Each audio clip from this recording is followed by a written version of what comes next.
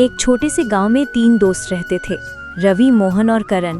तीनों की दोस्ती गांव में मिसाल थी। खेलना, घूमना, मजाक करना, यही उनकी दिनचर्या थी।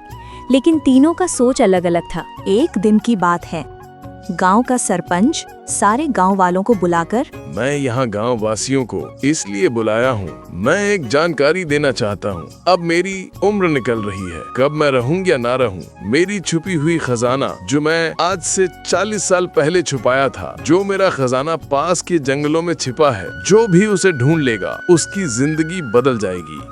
तीनों दोस्त वहाँ ये बात सुन रहे थे। अगले दिन तीनों दोस्त ने तय किया वो कल ही जंगल जाएंगे और खजाने को किसी भी हाल में ढूंढ लेंगे। सुबह सुबह तीनों चल पड़े। रास्ता लंबा और कठिन था। सूरज सिर पर चढ़ा हुआ था। करण ने कहा, इतनी गर्मी में कौन जाएगा, हमें कोई शॉर्टकट लेना चाहिए। फिर मोहन ने कहा, छोड़ो, जो किस्मत में होगा वो मिल जाएगा। पर रवि ने बोला, दोस्तों, अगर हमने तय किया है तो पूरा रास्ता चलना पड़ेगा, बिना मेहनत के कुछ नहीं मिलता। तीनों ने आगे बढ़ना जारी रखा। कुछ दूर जाकर रास्ता 2 भागों में बंट गया। करण ने कहा, भाई अब मैं छोटा रास्ता लूंगा क्योंकि मेरा पैर से चला नहीं जा रहा है, मेरा पैर भी बहुत दर्द कर रहा है। मैं तो यहीं पे आराम करता हूँ, अगर मेरे किस्मत में खजाना होगा तो मुझे मिल ही जाएगा, मैं क्यों इतना मेहनत करूँ। ये बात सुनकर रवि ने कहा, मैं सीधा रास्ता लूंगा, भले लंबा हो, लेकिन मेरे को पूरा विश्वास है कि यही रास्ता खजाना का होगा।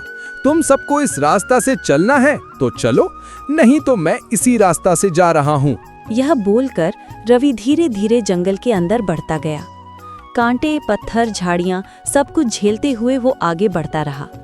कई घंटे बीत गए और आखिरकार उसे एक पुराना पेड़ दिखा जिसके नीचे जमीन थोड़ी उभरी हुई थी। रवि सुरंग के पास गया और सोचने लगा, लगता है शायद यही खजाना का संदूक है। आज मेरी इतनी मेहनत सफल हुआ। एक काम करता हूँ, संदूक को खोल कर देखता हूँ।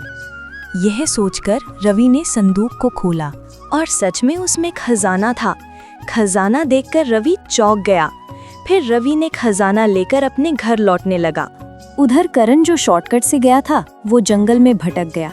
उसे कुछ नहीं मिला, बस डर और थकान। मोहन जो वहीं बैठा था, उसे न खजाना मिला न अनुभव, सिर्फ पछतावा। रवि ने दोनों दोस्तों को ढूंढा और वापस गांव लाया। अर्जुन और मोहन ने शर्म से सिर झुका लिया। रवि ने मुस्कुराकर कहा, दोस्तों, किस्मत ये चालाकी से नहीं, मेहनत और सच्चाई से ही मंजिल मिलती है। दोस्तों, इस कहानी से हमें यह सीख मिलती है, हमें अपने आप पर विश्वास रखना चाहिए और जब तक कुछ ना मिले तब तक मेहनत करना चाहिए।